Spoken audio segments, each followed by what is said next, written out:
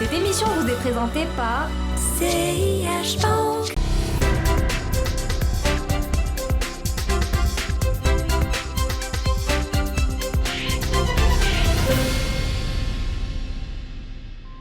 Mesdames, Messieurs, bonjour, bienvenue dans ce nouveau numéro de l'Hebdo des marchés, le premier de cette année 2016. Et pour bien démarrer l'année, nous vous proposons un tour du monde de ce qui risque de se passer sur les marchés et sur les économies du monde. Alors nous avons avec nous aujourd'hui Monsieur Omar Fssal. Omar Fssal, bonjour. Alors je rappelle que vous êtes responsable du développement de l'investissement à l'international chez CDG Capital. Et nous avons eu l'occasion de vous recevoir l'été dernier à l'occasion du premier crash chinois.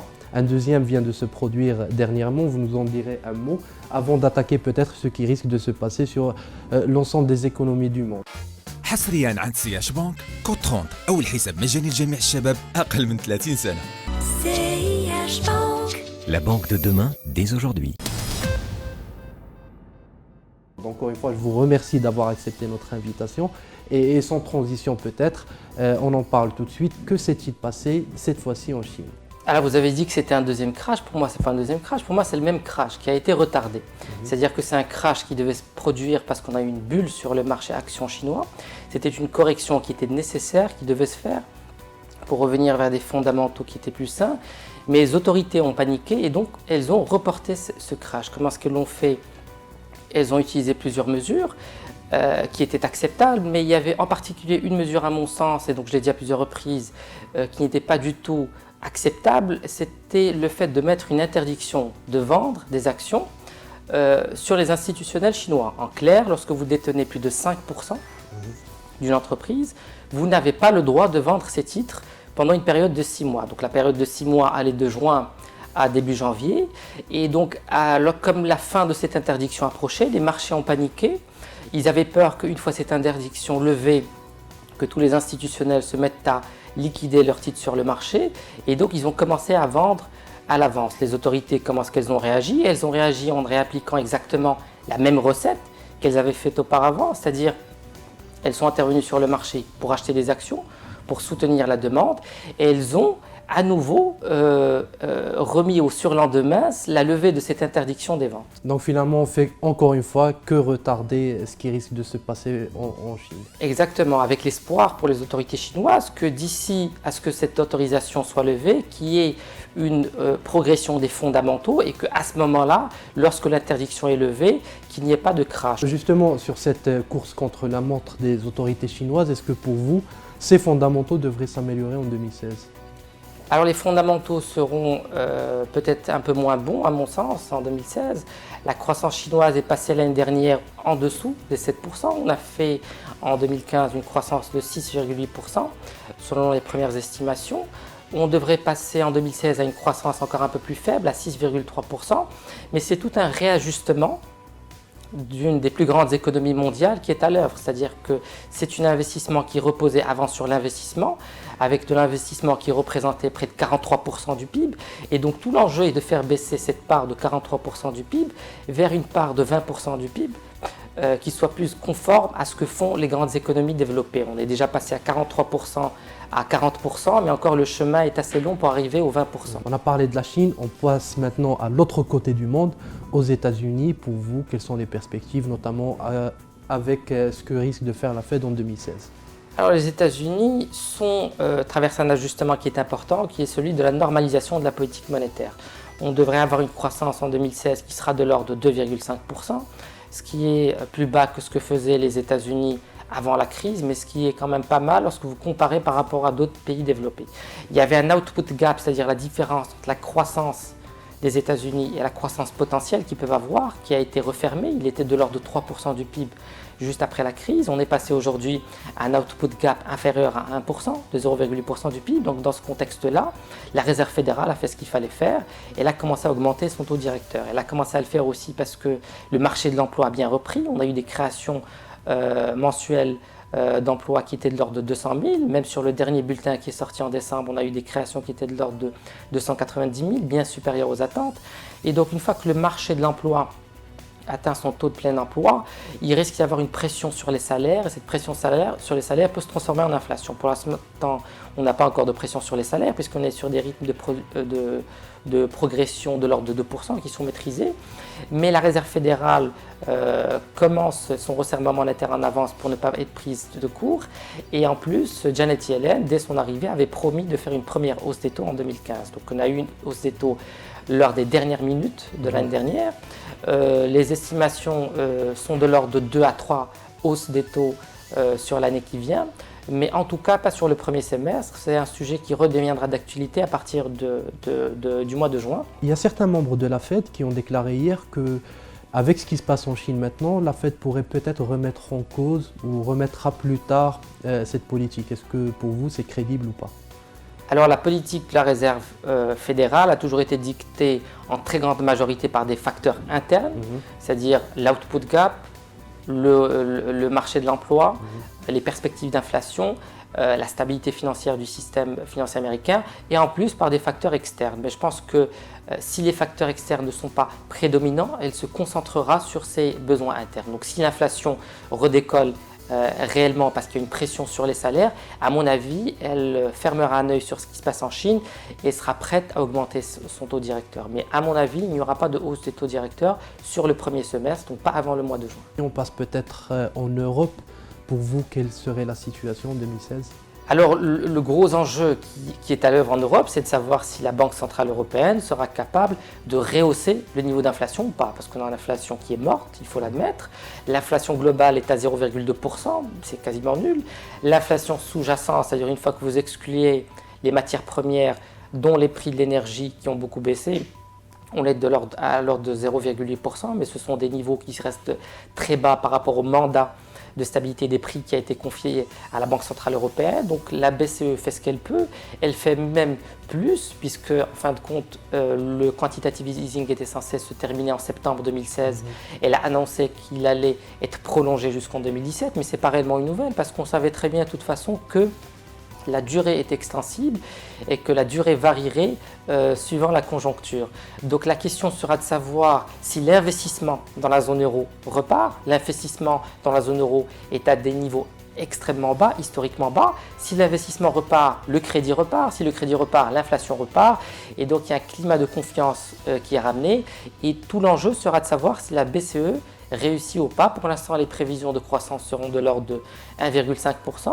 En 2016, je ne pense pas qu'on les fasse, on sera peut-être sur du 1,3%, mais c'est quand même déjà pas mal pour une économie qui, il faut le rappeler, en 2012 et en 2013, avait des croissances négatives de son produit intérieur brut après la crise de la dette grecque. Donc il y a une reprise qui est là, qui est peut-être insuffisante, mais qu'il ne faut pas renier. Je reviens peut-être sur l'Europe et les États-Unis. Je crois, d'après ce que j'ai compris, on va vivre maintenant un déphasage entre les deux politiques monétaires des deux régions. Est-ce que cela pourrait avoir un impact sur la stabilité financière de manière générale, que ce soit dans les régions ou sur les pays émergents?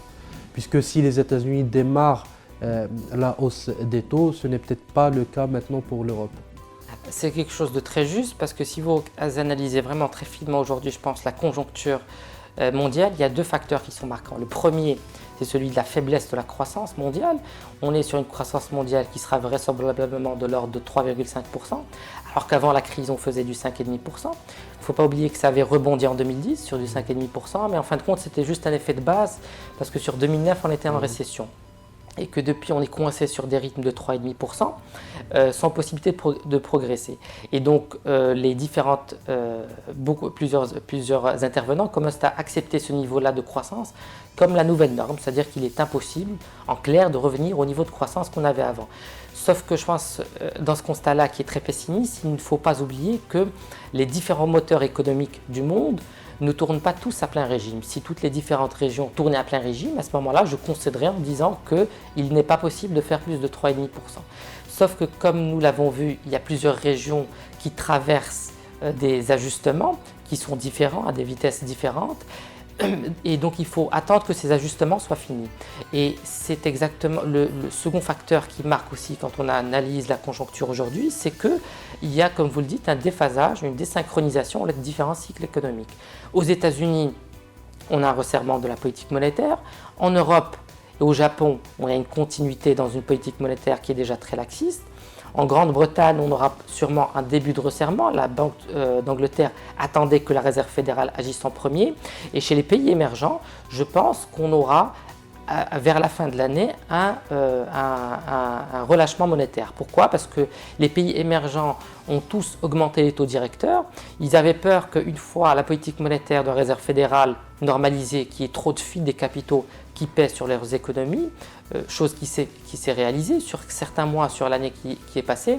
On avait des fuites de capitaux qui étaient de l'ordre, qui ont touché des maxima de 200 milliards de dollars, qui sortaient des pays émergents. Sur un mois. Sur un mois, qui repartaient vers les États-Unis. Donc c'est des réserves de change qui sont très très importantes. Les politiques monétaires dans les pays émergents ont été très bien menées puisqu'on n'a pas eu en fin de compte de crise de la balance des paiements, mais les banquiers centraux dans les pays émergents restent sur leur garde parce qu'il y aura encore de nouvelles hausses des taux de la Réserve fédérale qui vont venir en fin d'année. Et je pense qu'après la deuxième ou la troisième hausse des taux, les banquiers centraux des pays émergents se diront on a réussi, il n'y a plus de risque sur la stabilité des réserves de change. Et à ce moment-là, je pense qu'ils vont s'engager dans un cycle pour assouplir leur politique monétaire et booster la croissance. Une croissance qui, dans les pays émergents, est insuffisante à mon sens aujourd'hui. Bien, mais il y a un autre problème que les émergents doivent résoudre, c'est leur monnaie qui chute. C'est un peu les deux côtés, les deux faces du même miroir. C'est-à-dire que lorsque les flux de capitaux sortent de ces pays-là, il y a automatiquement une baisse au niveau des monnaies.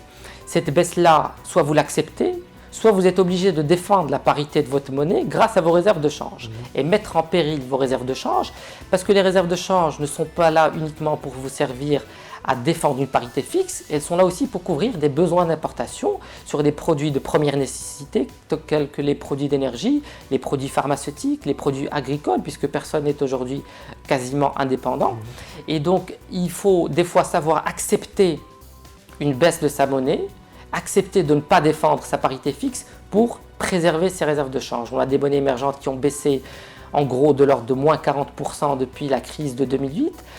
C'est un facteur qui pèse sur la stabilité financière de ces pays-là, mais qui, à mon sens, pour l'instant, a été assez bien géré, surtout sur la dernière année. Bien, alors je commence à apercevoir ce tableau 2016. Vous, chez CDG Capital, qu'est-ce que vous recommandez aux analystes dans ce contexte, plutôt aux investisseurs dans ce contexte?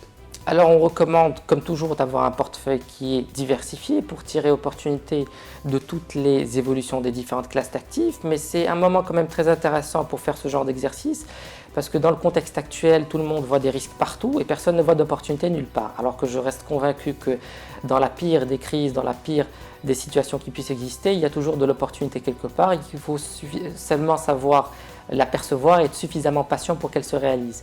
Nous conseillons de sous-pondérer les marchés obligataires parce qu'aux États-Unis, on commence à avoir des hausses des taux d'intérêt, ce qui signifie que le prix de la valorisation des obligations va baisser. En Europe, les taux d'intérêt sont déjà très bas, donc ils ne vont pas aller encore plus bas. Il ne vont pas encore produire une amélioration du prix de la valorisation des obligations. Nous recommandons plutôt les marchés actions et certaines classes d'actifs des marchés actions. Je pense notamment aux small et mid cap. Pourquoi? Parce que la croissance est faible, on l'a dit. Donc il faut savoir chercher la croissance là où elle est. Et la croissance, elle se trouve plus chez les petites capitalisations que chez les grandes capitalisations. Pour deux choses. D'abord parce qu'il y a un effet de base et que ce sont des entreprises qui sont plus petites. Et la deuxième raison, c'est que ce sont des entreprises aux États-Unis, en Europe, qui sont très concentrées sur le marché domestique et moins soumises aux aléas du commerce mondial qui est en berne. Merci Omar Fsal, je rappelle que vous êtes responsable du développement des investissements à l'international chez CDG Capital. Voilà mesdames, messieurs, c'était tout pour ce numéro de l'Hebdo des marchés. Je vous donne rendez-vous comme d'habitude la semaine prochaine, le lundi à 9h15 pour un nouveau numéro.